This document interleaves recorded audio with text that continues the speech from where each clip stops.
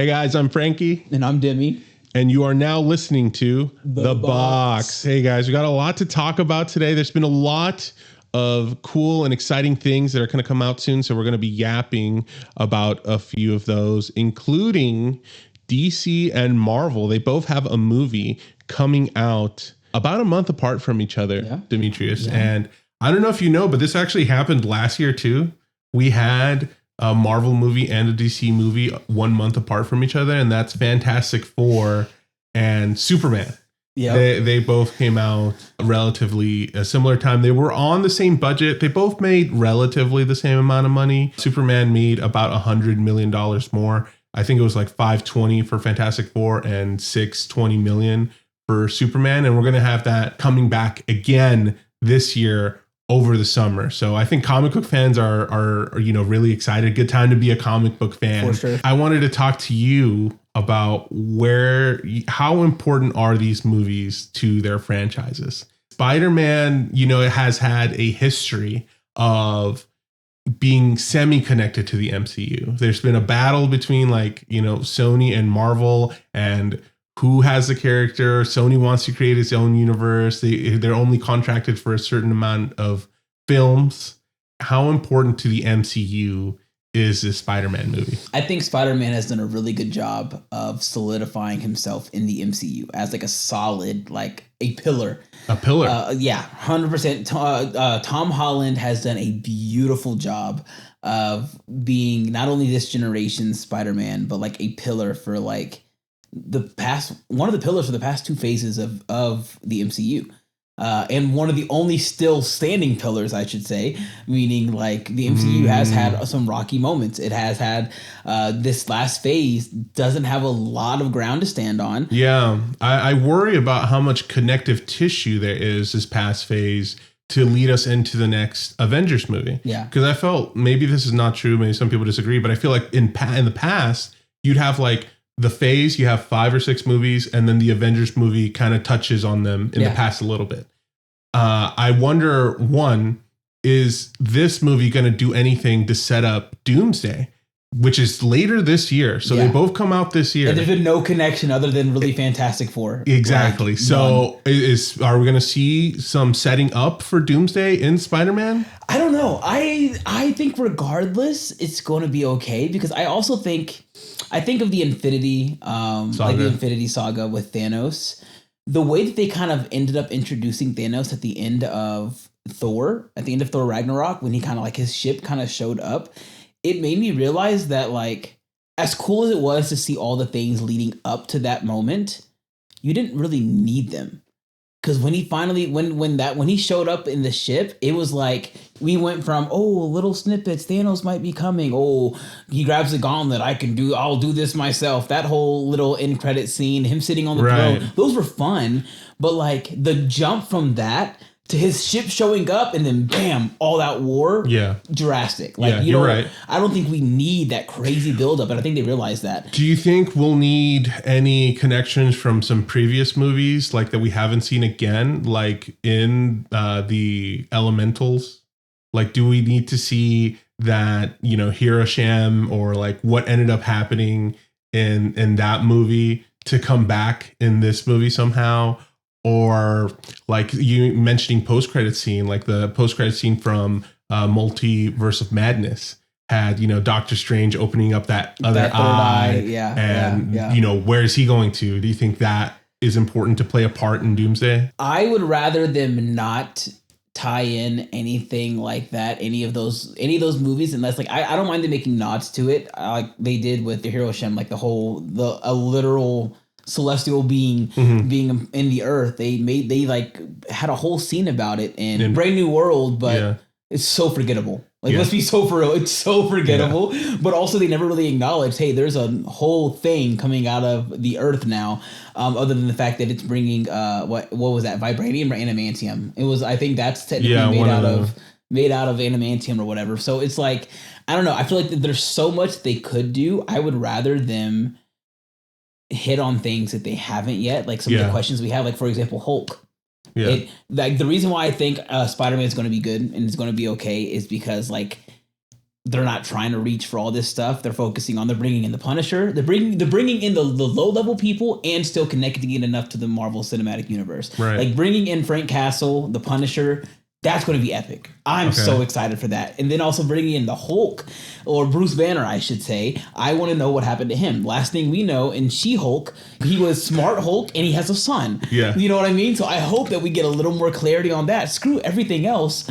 Where the heck is Scar? Where's his son? Okay. Well, how do you feel about all of the talk that Doomsday is like part one of rebooting the MCU as a whole? Some people are even talking about, you know, they're going to recast Iron Man. They're going to recast Captain America. Everything. I'm okay with that. You don't mind? I don't, because I think the joy of phase one of the MCU was the fact that the only big face in the entire phase one was Robert Downey Jr. And even he got that role on a budget because he just came off of like, he was out of rehab, and that was like his first kind of big movie break, and they got him for cheap. But it was one of those things where they got to make fun, cool, actiony superhero movies without this fear of it being the next big thing. Right. I think something that really cool that can come out of the next reboot is get rid of all the A-list actors again. Right. Start over. All these people became, a lot of these, not all, but a lot of these people became A-list actors because of the MCU. Right. Like, give the next generation that chance. That way you can cut down the budget, stop relying on these billion-dollar projects, and just, it's like start fresh and bring the joy. Like I used to watch every single Marvel movie in theater because it was so fun. And like as a kid, it was like, I want to be them. And now it's like, why are they all gods? I don't know what's happening anymore. So like bringing down the pace a bit, bringing down the intensity, starting fresh at bat. I think Spider-Man's good at like, when I still think of Spider-Man, even Tom Holland, he just went up against so many bad guys in the last movie.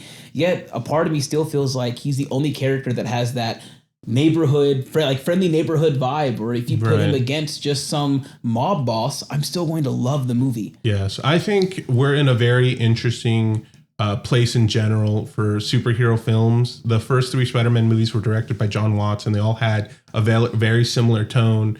The trailer for Brand New Day seems to be going in a completely different direction. It's a different director. I think his name's Destin Daniel Cretton.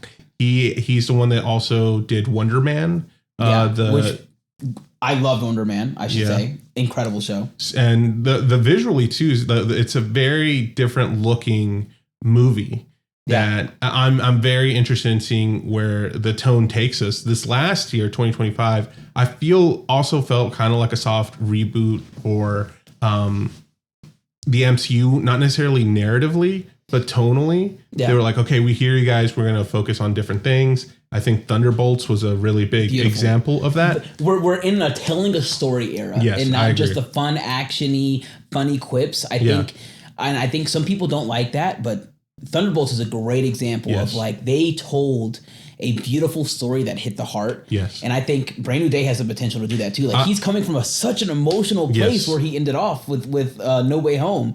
This is a chance for it to get deep. It's giving Harry Potter vibes. I think it also has the potential of being MCU's first home run in a while. Yeah. Where like Thunderbolts, I also love that movie. A fantastic movie. I cried in the middle of it.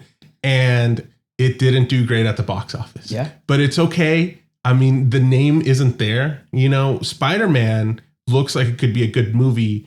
And it's Spider-Man. It's Spider-Man. So I feel like that's going to get some butts and seats. And it's the first Spider-Man, no longer trilogy, but now he's getting a fourth movie. Yeah, the first one with a fourth movie. That's pretty cool. Two, like I said, it's giving Harry Potter in the sense of like, I love that. I feel like every single Spider-Man movie, the stakes get more mature with him. The Homecoming he was literally a kid in high school in Homecoming. Same thing in Far From Home, but it felt like now he's going through puberty, a little more mature. Like it's going up. He lost Aunt May in the third one, and now it's like he's an adult. And this is real life. This is college. And it feels like we've grown up with him. I don't think we got that in. I will say I don't think we got that in Tobey Maguire movie. I mean, the first one was like that whole high school fight scene. I still love it. That's one of the best Spider-Man scenes of all time. Is Tobey Maguire like dodging the punch at the locker scene. I love that. Same thing with Andrew Garfield. Same kind of scene, just different thing. Like you get a little bit of that high school feel, and then it's like, bam! Now we're in a whole nother just a huge tone shift. Right. I feel like Tom Holland's Spider-Man we've gotten to grow up with him, and I think going back to the original question in parallel to Supergirl, it's hard for me to compare the two because Tom Holland Spider-Man is, like I said, such a pillar, such a foundational piece. We've gotten to see so much of him and grow up with him. Supergirl, we've gotten 20 seconds of Supergirl. I think it's going to be a great movie. Let me start there. I think it's going to be fun. Where's your hype meter out of 10 for Spider-Man Brand New Day? Spider-Man out of 10? Dude, I'm gonna reserve. Ooh. I'm gonna reserve my 10. Wow. I want to reserve my 10. Okay. I'm excited.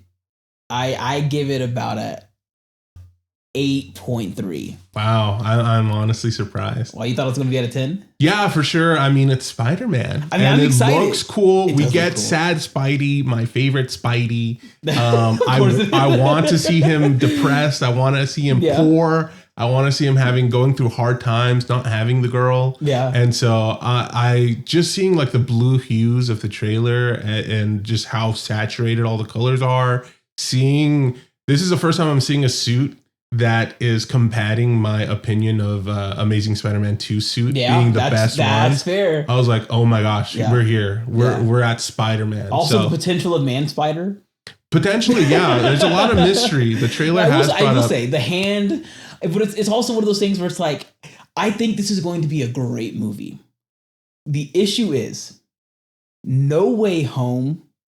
I don't think it's going to beat No Way Home. I think that's why I'm at an 8.3. But I think some people would argue that No Way Home wasn't as much of a movie as an experience, as an event. Event. Yeah. I get that, but still, like, because narratively it was awesome, but like it was really just seeing it all come together. Yeah. So it wasn't necessarily like this is the best quality story to happen. No, that's fair. But it's more like it kind of similar to like Endgame, where it's like.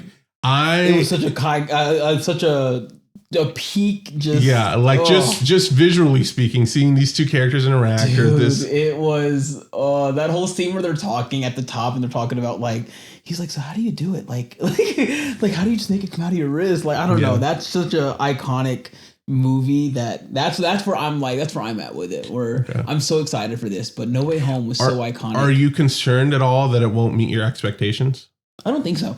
You're pretty confident it's going to be a good movie. I am too because of the creators associated. Associated with it, but also like the mystery of.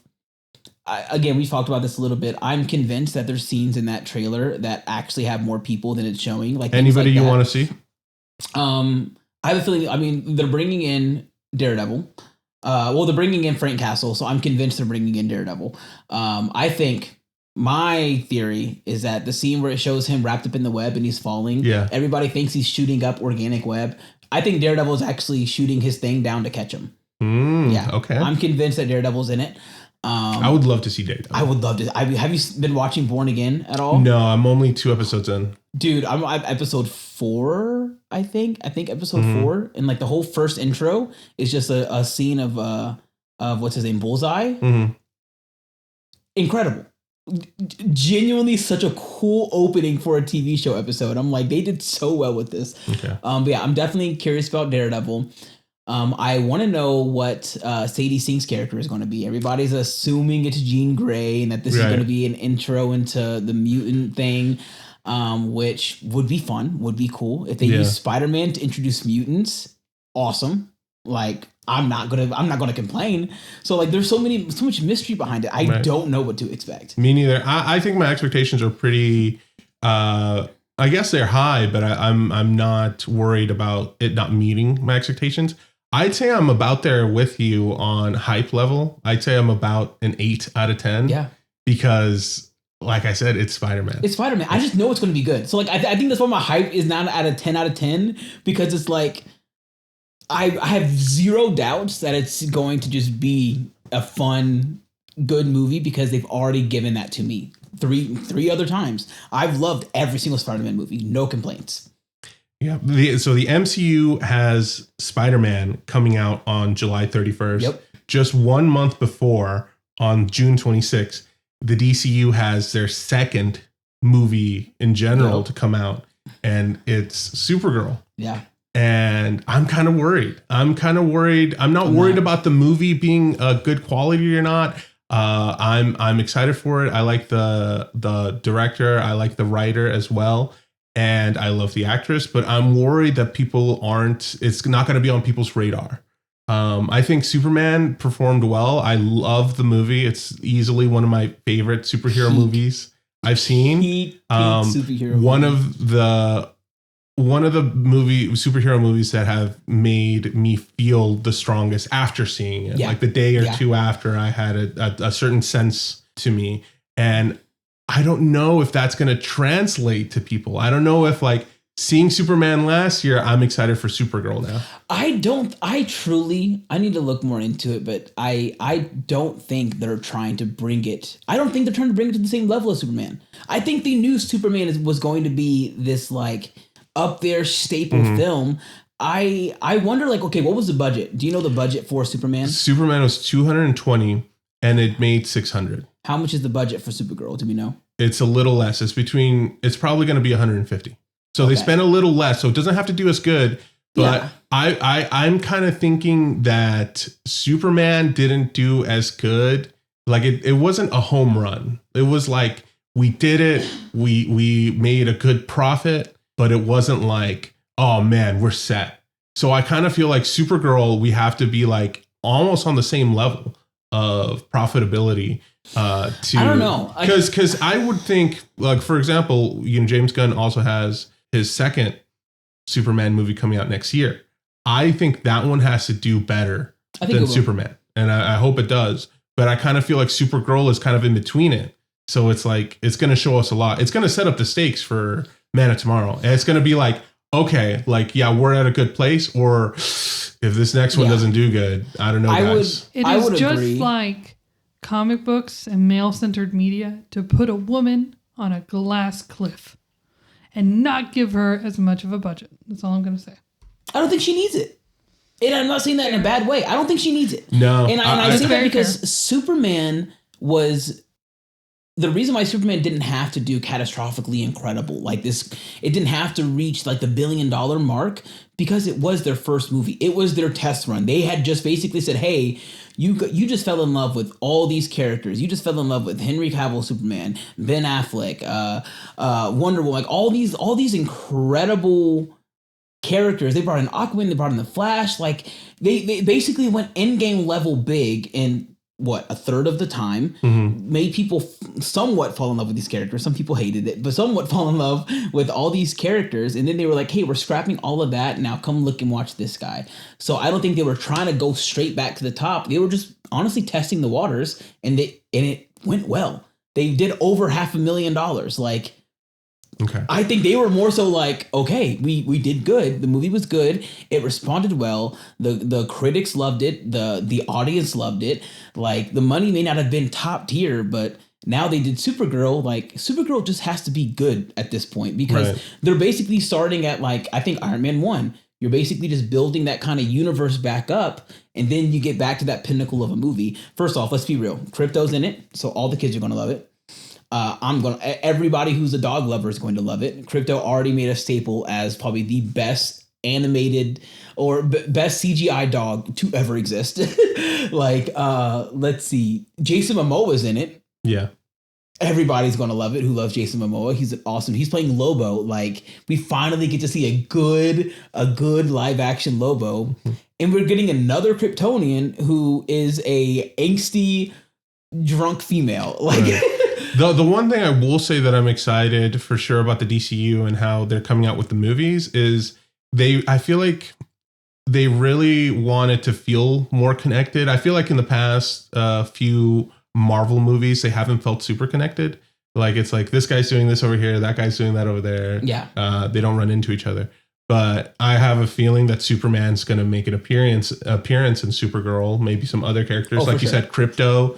And I think when we get to the movie next year, so that will be 3 movies in a row from DC. Yeah. We'll be seeing characters pop up again and off, which I'm excited about. More Green Lanterns, Mr. Terrific, his whole scene, Superman was awesome. They got to bring him back. I don't know. I'm excited. It's going to be good. But again, like I don't think the stakes are nearly as high as some people think they are, because like it's not trying to be this pinnacle movie.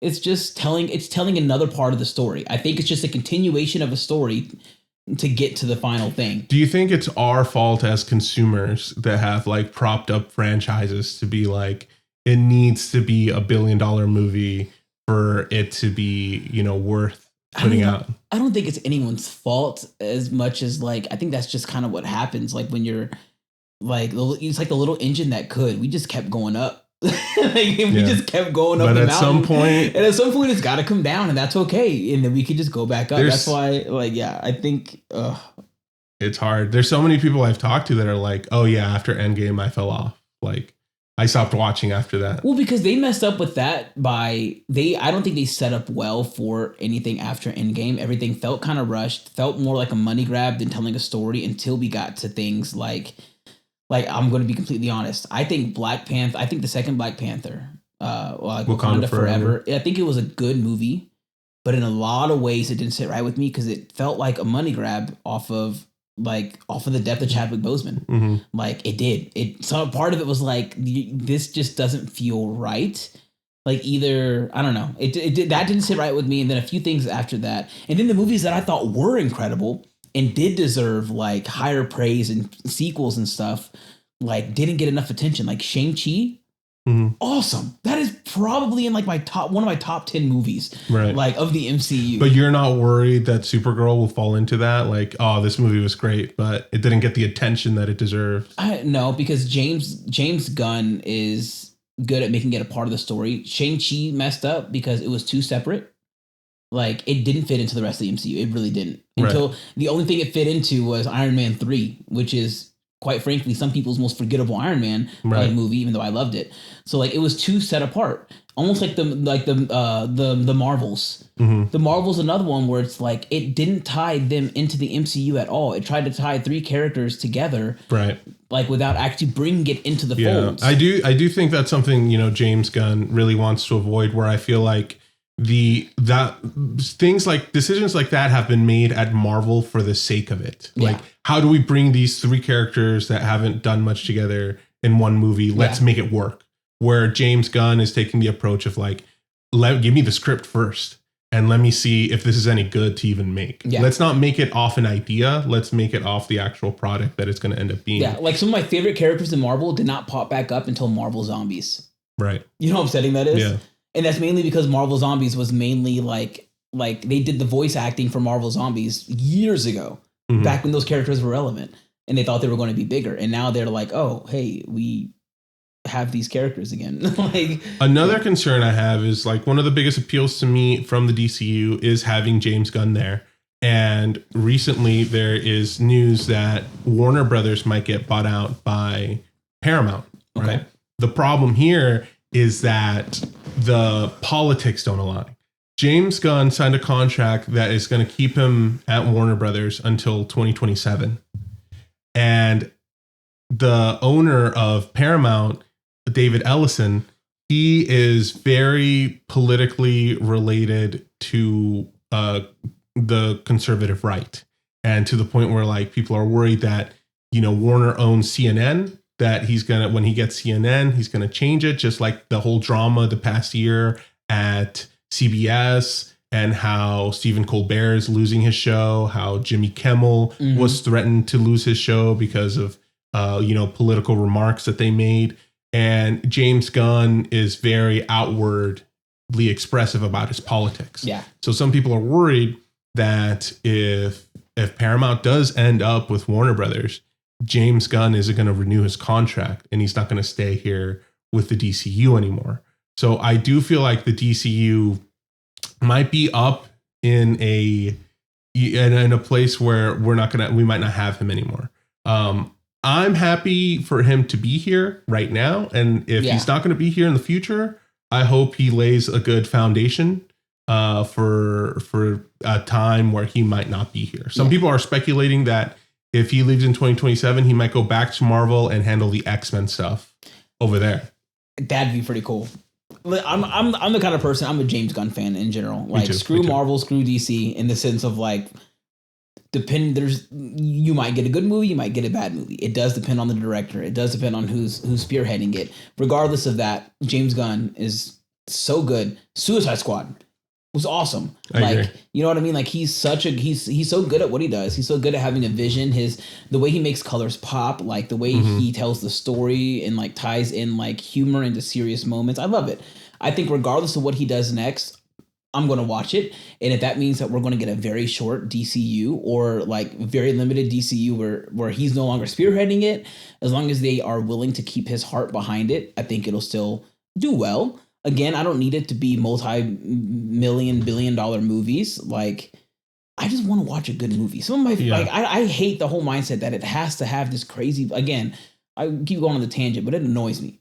Like, as long as we can just get good superhero movies and stop trying to make them money pinnacle movies, I think would be good. Right. Well, I think James Gunn is somebody, like you said, like a good person to trust for that. And he gives me confidence. You know, he didn't have anything to do with the writing, directing of Supergirl, but he is the producer. He is spearheading the DCU. So knowing that he's looking over the movie and reviewing it and wanting to make sure it's a good quality film does instill confidence for me. People are scared that it's going to be like hard for him to do. I had somebody talking about like, oh, how is he going to execute this movie? Because the Superman movie felt so wholesome and so peaceful, like peace driven.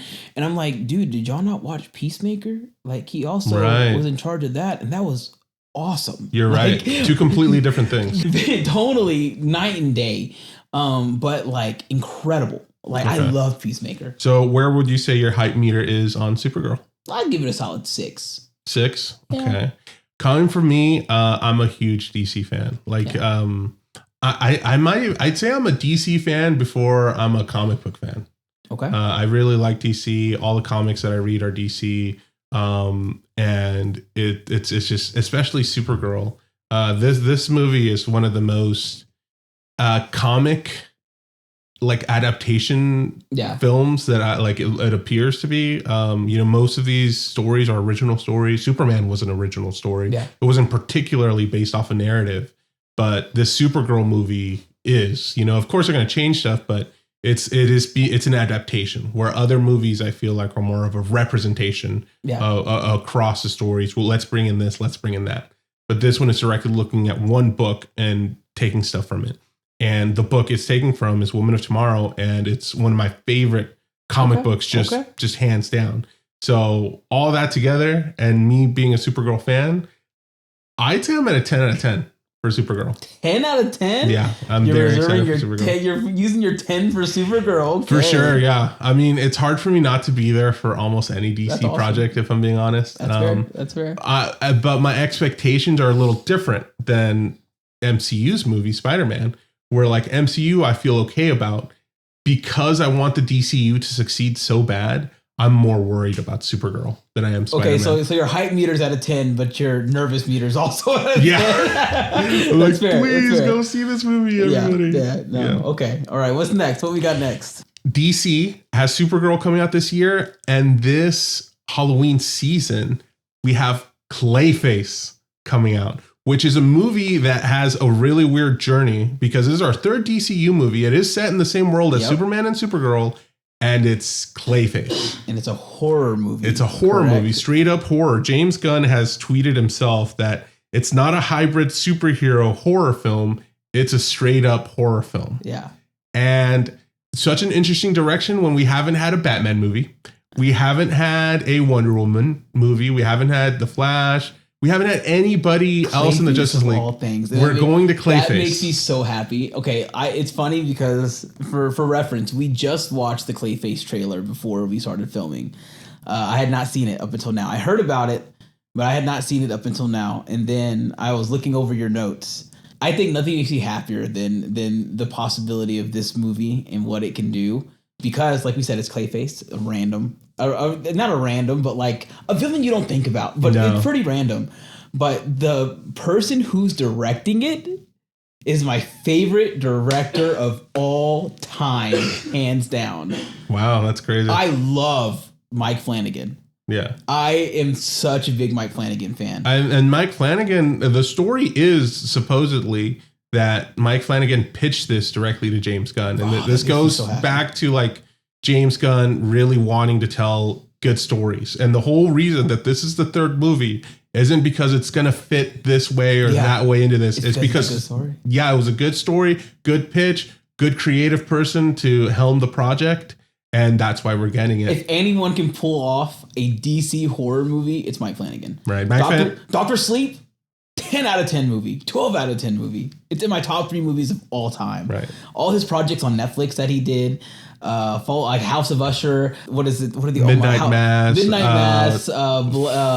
Bly Manor. Yeah, Bly Manor, and the other one. The House of Usher. Hill House. Yeah. The Haunting at Hill House. I was like, what is it? That's like the number. That's the first one he came out with. Beautiful. Right. All of those. Midnight Mass. A lot of people are worried that it's not gonna fit with Superman. I don't care. Yeah. I don't care. Like, even the teaser trailer made me feel like nothing makes me happier than watching a movie that makes me feel like if it had nothing to do with the universe, that it would still be a good movie. Like, even if they don't hit at anyone. Like, people give we're going to talk more Star Wars later, but people give Han Solo, like the Solo movie, crap.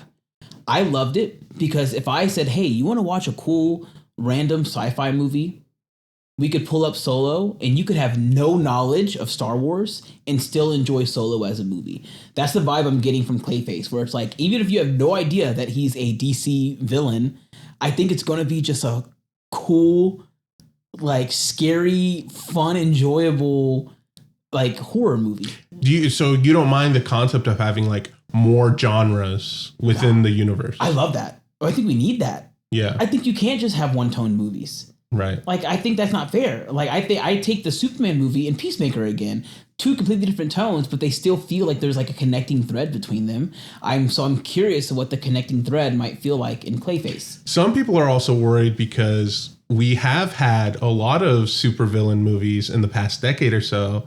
Probably the company that has done it the most is Sony. Yeah. With their Spider-Man villains, where they had Venom, they had Morbius.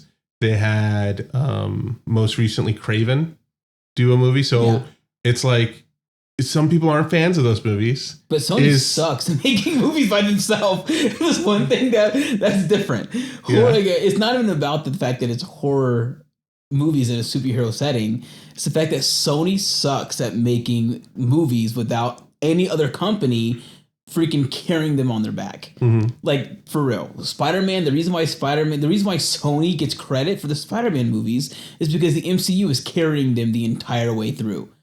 Sony would have ruined Spider-Man. So you don't think it's a villain problem? No.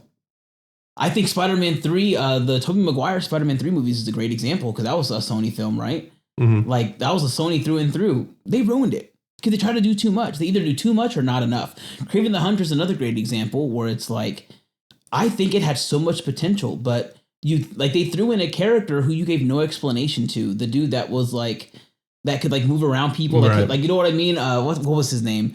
Like the assassin guy that they had. They gave no explanation to his character whatsoever. Sony's just dumb. They're not storytellers. They're trying to get these actiony moments. Do you want, I feel like a lot of the Sony movies made the villains into kind of anti-heroes. Like they were kind of a hero at the end of the day anyway, even though they're villains. Do you care about that in Clayface? Like, do you want the movie to end with, Clayface saving the day somehow? Or do you want him to be a villain? I think Sony believes that we have to connect with the villain on a moral level. Mm-hmm. And in the moral level, the hill that they've died on is that in order for us to connect to the villain, they have to make them an anti-hero and make us you have to like them because they're not actually that bad. Right. I think Mike Flanagan is very good at making us understand people's motives, but still accepting that not everyone is good and that some people are just evil. Midnight Mass. I think of Midnight Mass as a good example of like, he knows how to write a good character that you want to hate. The lady, the overly religious woman in Midnight Mass, incredible actress. My goodness, was she so like, you hated her. You understood some of her motives. You understood why she was so zealous about what she believed. Terrible person. And that's okay. Right. it made the show better. Yeah, I think he can make the movie better. I think they got the perfect person to do this. I think it opens a door for a lot of things. This is the first time we're going to be set in Gotham. We're in Gotham and we don't have a Batman yet. I love that. Do you have any expectations for like setting something up? Do you want the movie to end and it's a big Batman versus Clayface fight? No. I'm not that extreme. I would love for like something to be happening and then you just like happen to see the bat symbol in the sky, like the spotlight. That would be cool. That'd be cool. You know what I mean? Just like little just a nods nod. to it. They exist. Yeah, or nods to like someone's talking about the bat. You know what I mean? Like nods that he exists. Like he's kind of this force, or I love when you can. Batman is one of those characters where you can really do it super subtly by just referencing Bruce Wayne. Like, billionaire Bruce Wayne just funded so-and-so. Like, just knowing Wayne that Industries. Wayne Industries is their new tech. Like, I guarantee you that's probably what it's going to be. A few nods here and there, and then maybe, like, knowing anything DC, it's probably just going to be a moment where you just see the silhouette of the bat. You know what I mean? Like, it's interesting. I hate to be the guy, but I also I can't help it. I love franchises. I love the nerd stuff. So a part of my brain is like, I know he specifically wanted to write this Clayface story, but I'm like, if this is great, can we get a Scarecrow movie? Can Mike Flanagan do the whole series? Of just villains. What I'm honestly hoping that this is like, that would be fun. That would be really cool. I feel like I might get some hate for this because I am a massive Heath Ledger Joker fan. Incredible movie, incredible acting. I think this is probably a good way to open up the opportunity of knocking Joker off the high horse of being Batman's like pinnacle villain. Yeah, he shouldn't be. I do think there's like a popularity conversation. You know, Joker made his appearance in the comics in the same issue that Batman did. Yeah. So it's kind of like the Joker has so much notoriety where it's like people feel the need to put him in. I think he works really good specifically as a plot device. He does, but like Batman's a billionaire. He creates the Watchtower. He comes up with a contingency plan to stop every single hero and villain. Yet somehow Joker, just being the Joker, robbing banks and acting like a fool, is always right there next to him. I don't think that's the case. So I think this opens up the opportunity to really highlight some of Batman's other villains that in theory, and I think truly should be, if done right, at least in live action, are a bigger threat. For sure. The Joker. And I mean, Batman has one of like the widest rogues gallery there is, and we haven't seen Clayface, you know, so it's exciting that we get it. The trailer looks so cool. One of my favorite, superhero TV shows was Gotham. I loved watching that show, and what made it exciting was just seeing all the Batman villains. Yeah, the villains. And their stories, like, kind of playing out. The Riddler and Penguin, and seeing like how they can what made that so great is that they fleshed those characters out. Like, you got to see them become these characters. I think that's what I'm excited for the most. If Clayface does good, and in January they announce the next Mike Flanagan horror movie, and it's the Riddler, how would you feel? I'm here for it. Really? I will say this, Mike Flanagan has not failed me yet. Right. I can't think of a single Mike Flanagan thing that I've watched where I wasn't at least satisfied. I'm not going to say every one is a 10 out of 10, but like he is up there as one of the greatest directors in my mind. I'm very excited for him to helm it. I would, if there is any more, I really don't think they should franchise it. I think that's just a bad idea. But if he does do more, I would love to see a Scarecrow movie. Or I would love to see a Mr. Freeze movie. I think he is such a... Who would I want to say? Honestly, I think Scarecrow would be a little too similar in feel and tone as Clayface. Okay.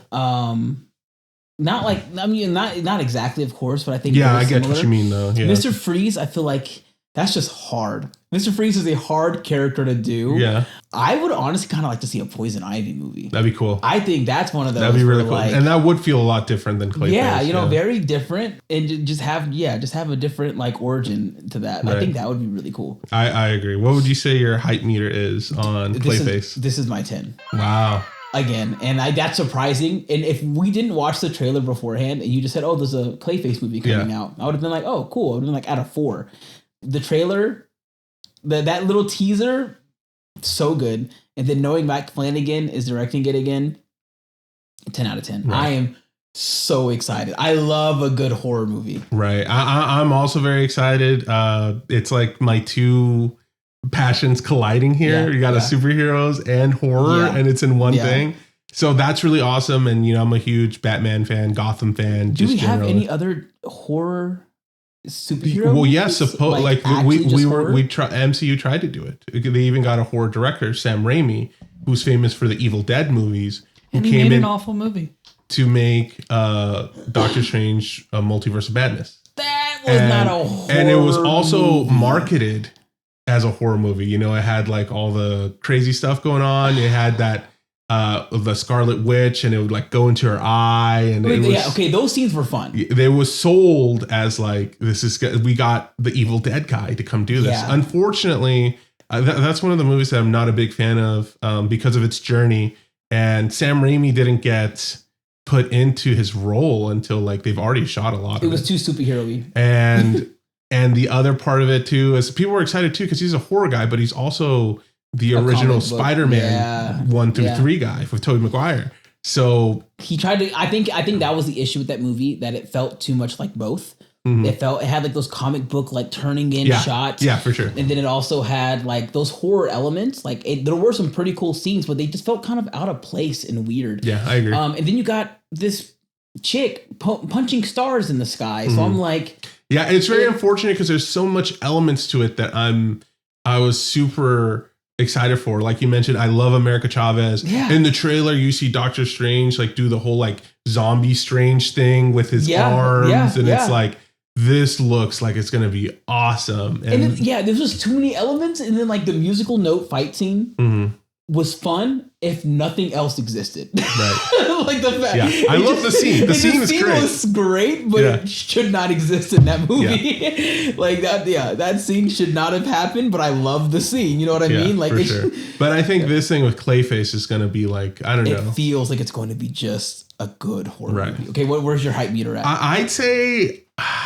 well, I haven't seen anything that Mike Flanagan has ever made. So are you serious? So I don't have that attachment that you do. Oh, bro. Doctor Sleep is on the docket. Eventually, I'll get around to that. I really like that Edgar Allan Poe poem, "The House of Usher," Follow the House of Usher. So yeah, I'll watch the show eventually. You're breaking my heart right now. I'm Catholic, so I'll watch Midnight Mass eventually. Midnight Mass, incredible. And again, most of them are like, they feel like slow starts because he's telling a story. But by the end of it, you're like, dude, you're locked in. Okay. Well, I'm gonna watch it right now. My excitement, it's he has homework, chat. It's still gonna be high. He has homework. My hype meter is at an 8, so it's that breaks my heart. Pretty high. It's pretty high. Okay, so what we need to do. I need you to watch at least one Mike Flanagan project before we record again. Okay. That way we can just see if the hype meter is still at 8 or if it changes. Okay, maybe it'll be Doctor Sleep because I feel like that's. Have you seen The Shining? I've seen The Shining. Then please watch Doctor Sleep. It is such a good movie. I don't want to overdo it, but for me, it hits all the marks. Every single mark. It's just so good. So last thing, we're at a really weird place. I feel like with Star Wars, like I feel like it's kind of like the MCU, where like it's like the post Endgame era. We're at like the post-sequels era where not everybody had good feelings about the sequels. And so we've been like riding off with a lot of TV shows. And, you know, the first and biggest one being The Mandalorian. Yeah. And now it's being made and we have a movie coming from it. And people really received the first couple of seasons well. But since then, I feel like Star Wars media hasn't been a big point of interest. I don't know how many people watch Ahsoka. I'm not sure how many people have been keeping up with the later seasons of The Mandalorian. Yeah. And so is this the movie that's going to revitalize Star Wars? Did The Mandalorian build enough interest or love or nostalgia to where, I'm going to go watch the movie now? I don't think so. You don't think so? Wow. Because the trailer does make it look like this is Star Wars. We're here. Everything you love about it is back. I don't think so. No. I really don't. Like, I think it's going to be fun. I'm going to watch it, of course. But one, I feel like they didn't need to make it into a movie. Wow, really? Truly. It it just, again, it feels like a money grab. Yeah, I do feel like they're making it because it's like, oh, everybody loved the first couple of seasons. Yeah, it feels like a money grab, which is really upsetting because it's unnecessary. Why have two seasons of a show and then, oh, now we're going to make a movie to try to get a movie budget and movie thing. But even the trailer just still feels like the show, just with a little more pew pew. Like, like it just, I'm like, okay, so what's the point of this? 2, I said this in season 1. As much as I love Grogu, I do. I think he's so cute. I hate the animatronic feel of him. I hate that everything else feels so fluid around him. And he still has like this robotic animatronic kind of feel to his body when there's actual robots in the show. That upsets me. Like logically, yeah. Yeah, just like as a consumer, yeah, the way his mouth moves and it's so animatronic, and I know. And there's other robots that are robots CG around him that look more fluid than he does. Yeah, like that's so frustrating for me. And I'm like, okay, if we're going to do a movie, step it up. I think for me, the love of like, I find animatronics just generally super interesting. So my passion for that kind of overrides what you're saying. Yeah. But I completely understand, like, if you have a robot and this is a fake robot, here's a real robot. Yeah. It is kind of like, yeah. It just feels like it feels like he's a robot. Like I feel like I'm watching another droid, and I shouldn't be. Now, would you rather a puppet? No, honestly, I'm gonna say this. I don't care what anyone says. Give me all the flack you want. Give me anything whatever you want to say. Nothing made me more happy than watching like Revenge of the Sith and seeing Yoda flipping around and doing that whole fight scene. Yeah. CGI a little bit. You don't got to do the whole thing, but just show me a little more than just like the animatronic arm coming up. Like it's just so robotic. Like I could literally count the frames when he moves, and and it's called Mandalorian and Grogu. Yeah. You know what I mean? Like I'm like, it's just Rocky from Project Hail Mary was less animatronic than him, and that was a puppet. Yeah. Like that felt more fluid and real. Like truly, it's just yeah. I think it's upsetting. Also, something about the recent Star Wars stuff it hasn't hit. Like we talked about how like Marvel feels like it's fell off after Endgame. I still want to watch everything that comes out. Maybe not in theaters, but eventually I'm like, oh yeah, I'm gonna watch this. I'm gonna pick this up, or I'm gonna at least see it, but not like talk about it like I used to. Star Wars, it's like, oh, I missed a whole show called Ahsoka. I loved Ahsoka. She was a cool character in Clone Wars, but like something tells me I didn't miss anything. You wanna know why I know that? Because no one I know who's a Star Wars fan has been like, oh, you missed the greatest thing to ever happen in Star Wars, like with any of the shows. And they've done another show. Yeah, and there's another Bad Batch, another animated show. Couldn't get into it. Mandalorian, like the last Mandalorian season was cool. It did feel like very Star Warsy. But it's just like, I don't know. What does this movie have to do to get you excited about Star Wars again? Would it have to like introduce old characters that you love, or would it be like, oh, this is a new direction we're going in? Isn't this interesting? I think people might disagree with me on this, or some might really agree. A big part of what made Star Wars, I think, so big, the expansiveness is amazing. The fact that there are so many planets and the galaxy far, far away, and so many different races and groups of people are fun. But the movies, both the prequels and the sequels. Both the prequels, all 9, all of them were all centered around Jedi. And I think taking the Jedi kind of out of this, like, and I get it, the Mandalorian is like, he's such, like, his people are awesome. But for the most part, we only get him, or we got Boba Fett. Like, I miss where, like, you kind of built up an entire connection with not just a person, but like a group of people. The prequels, you didn't get a lot of that. Because it was just Anakin for the longest time. But then they made up for it by showing us like the 1, 2, and 3, where we got to see the rest of the Jedi Order and their connection with the Sith and all the different things, and then all these different planets and groups of people and stuff. And with I think they're kind of just speed running all of that in the Mandalorian, or saying that it's not needed. I miss there being a Jedi. I do. And Ahsoka was cool, but again, it wasn't like they built the show Ahsoka too much off of Clone Wars. And she was so angry the whole time. Ahsoka in the Clone Wars was not that angry and grunty and ooh, I gotta save the world, but I gotta keep my eyebrows down the whole time. Like that. Like I feel like the tone shift in Star Wars has just been very monotone, linear storytelling. Is there coming back from it? Is there like, if they announce tomorrow that they're making the 10th movie, a fourth trilogy, it better not have Rey and Kylo Ren. I'd say all three of the current trilogies take place in like a different generation. Okay. Like they're all connected. So I figured the fourth one would be another if it's generation. a new generation, I'd be here for it. If like the whole direction thing with Steven, was it Spielberg? Steven Spielberg, who was directing and then stopped directing, and that's J.J. Abrams. J.J. Abrams, whatever. Did 7 and 9. You know what I mean? Like that's just like stick with someone who wants to tell a good story and let them. Give them the actual creative control that they want / need, and like if you agree with their script, then let them run with it instead of I agree, but now we're going to change this, and this. Like stick with the good director. Let them tell the story. Give them the budget that they need. Honestly, you want me to if you want my hype meter to be at a 10 out of 10 for Star Wars, there's one thing you need to do. What is that? Bring back Jar Jar Binks.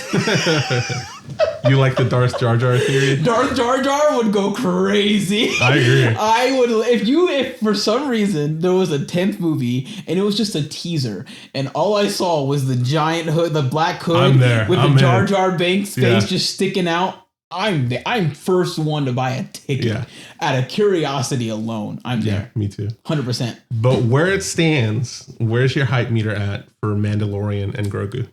A solid 3. Man, I'm gonna be honest. I don't blame you. I'm not too far off. Yeah, I'd say a 5, which is very sad because it's like I think Star Wars is probably one of the biggest like places of fandom that I've shifted on. Where like as a kid, Star Wars I thought was so cool. I got a Star Wars tattoo. I got literally like. So it's so sad for me to be like, there's a new Star Wars movie coming out, and I'm like, yeah. Because I'm not even like dying to see it in theaters. My issue is it's not a Star Wars movie; it's a Mandalorian movie. Yeah, can I have my hot take? Yeah, I think Star Wars' problem is that they're catering too much to adults. Oh, I think that is what is causing so much strife because the first few Star Wars movies, the original trilogy, they were obviously just Lucas's like love child. It's what he wanted to make. It happened to resonate with children, I would say more so with adults. And it kind of passes because it was crazy and none of it made sense. And children are used to that. So they'll put pieces together and make their own lore. And they obviously, it popped off with like the action figures and so on and so forth. Blah, blah, blah. But now in modern times, we've got Disney trying to make these major motion pictures appealing to 25 to 45 somethings. Yeah. And, they're trying to make it like big and flashy. And we're bringing back all the stuff that you love, nostalgia factor, and also all of this cool stuff. And we've got 20 somethings in this world that's already been established, but it's like 20 years later, because it's supposed to be relatable to them. And now we're going super independent too with Ahsoka. She's an adult now. And now we've got The Mandalorian, which is a very adult story about raising a kid and not being prepared for that. Stop appealing to adults because it's not working. Everything that they're doing is appealing for adults. I'm not saying that they have to make a kids show. I'm just saying like do a coming of age story. Do a group of teenagers 100 years later who like the Jedi are long forgotten. And, like hundreds of years later. And maybe they're resurfacing it. They're learning about the Force. They find a random kyber crystal or something. Or something. They find like a discarded lightsaber. And Force ghosts start showing up. Like, how would teenagers react to this? I think a lot of people will look at Stranger Things. So you're Stranger saying Things appeals to kids and adults. And I think Star Wars needs to start doing the same thing by stop focusing so much on the big flashy picture and appealing to your viewer base from 40 years ago, as well as 20 somethings now. Just appeal to everyone. Make like a good story. I think if Star Wars came out with a movie that is like similar to Avatar: The Last Airbender in tone, where like we're picking up on there's been a history here. How do these genuinely kids navigate it, and how do they I think that'd be cool. Yeah, I think it would be cool too. I think for a second I thought you meant Avatar: The Last Airbender, the movie, and I was about to be like, whoa. No, I mean the animated TV show. I think that's a very fair assessment, because George Lucas has been on record several times saying that Star Wars is a children's story.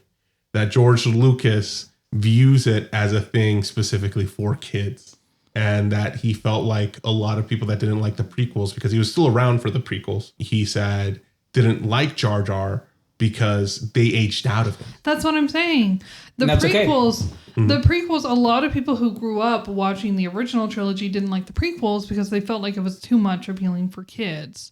But the people who grew up watching the prequels love them. Love the prequels, yeah. And we see what the races in the first one. In the first one was racing. Exactly, and that's what I'm saying. They're appealing to kids, and in doing that, they're also appealing to adults. Yeah, because people who do not like the prequels are still going to say that racing in the first movie was pretty sick, though. Yeah. Like, they're still going to like it, you know? But when you're appealing to adults only, and now we have, the new series where they're having a race, but it's at a casino and it doesn't make sense and there's bombs and so on and so forth. Like, we're getting into the minutia and nobody can relate to it anymore. And also, you're forcing it.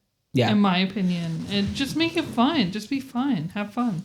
Also, one thing I really believe that Star Wars lacks, and I think this is going all the way back to like quite a few of their newer movies, is color.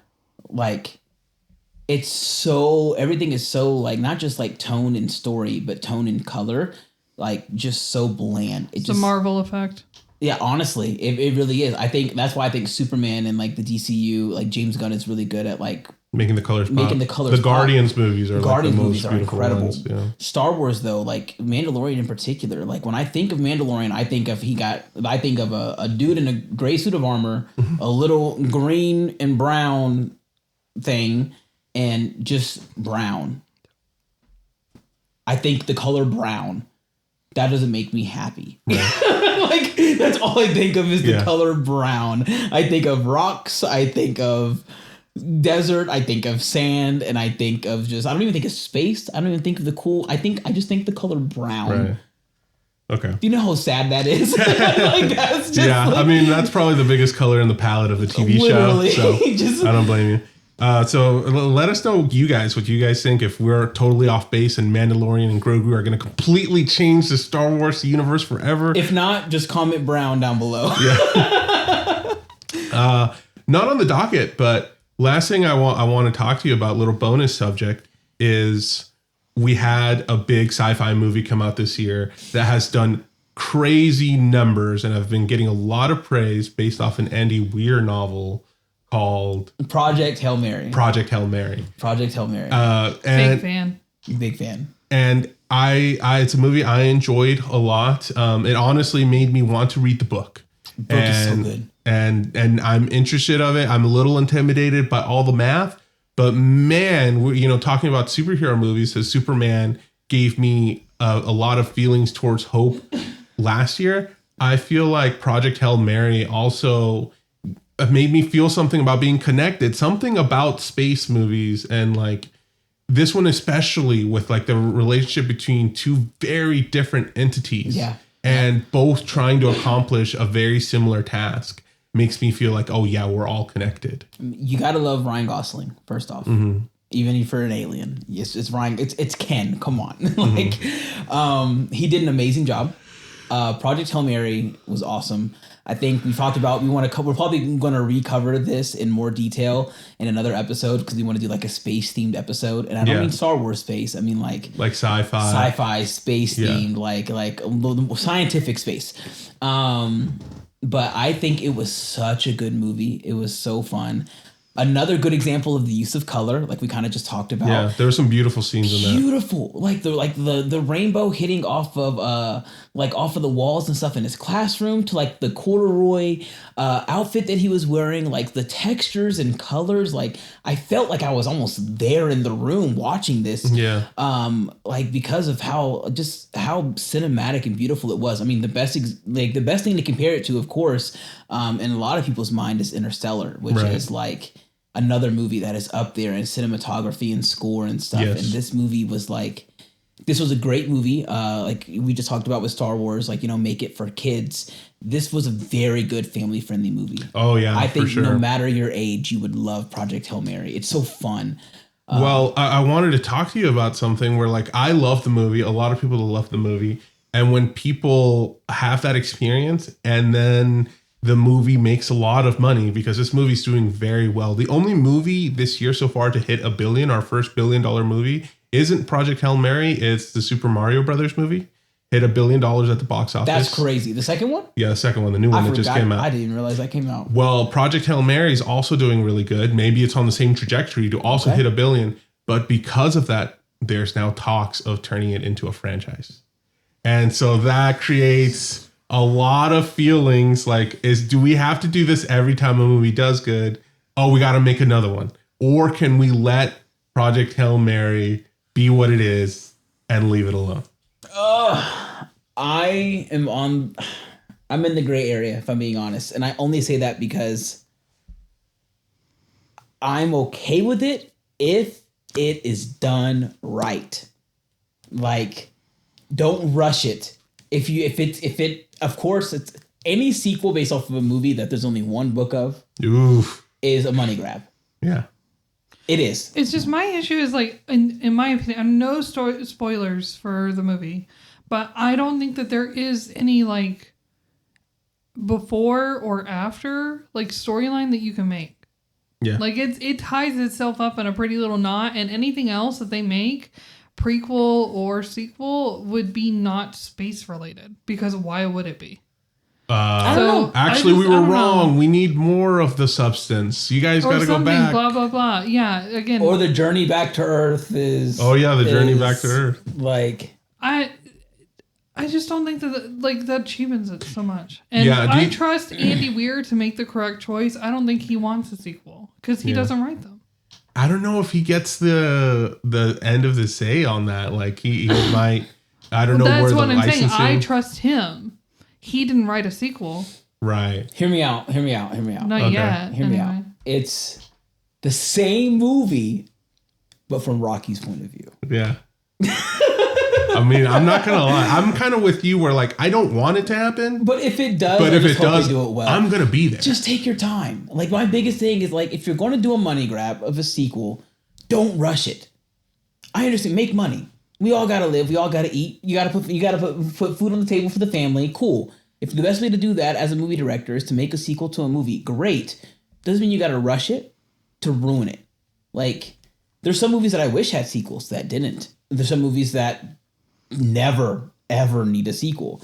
But, like, if you're gonna do it, just do it well. That's my only ask. Please take your time. Okay. It's Ryan Gosling. At the end of the day, if he signs on for a second one, if he reads the script and he's like, yeah, I'm gonna do it. He's not I will say, like, and I don't think it's about many actors. Most actors will sign on for a paycheck.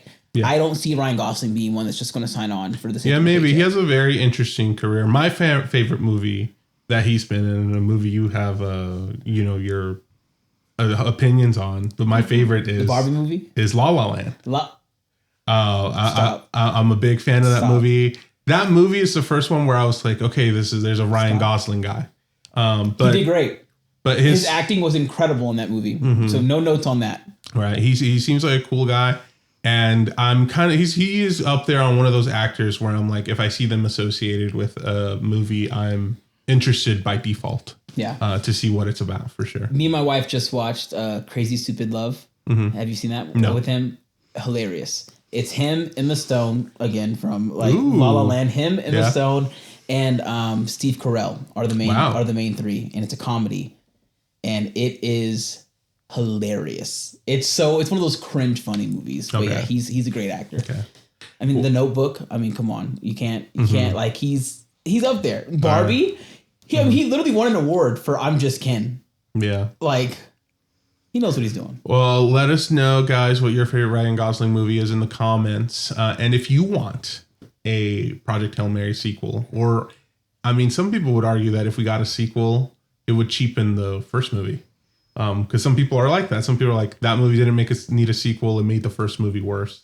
But I really liked Project Hail Mary. I think it was such a blast, and it gave me good feelings. Yeah, it was good. It was good. If there's anything y'all want to see us cover, comment down below. Yes, let us know. We'll cover it. We'll talk about it. We could talk about anything for hours on end. Yeah. So just let us know, guys. Comment brown down below. Comment brown down below. See you guys next time.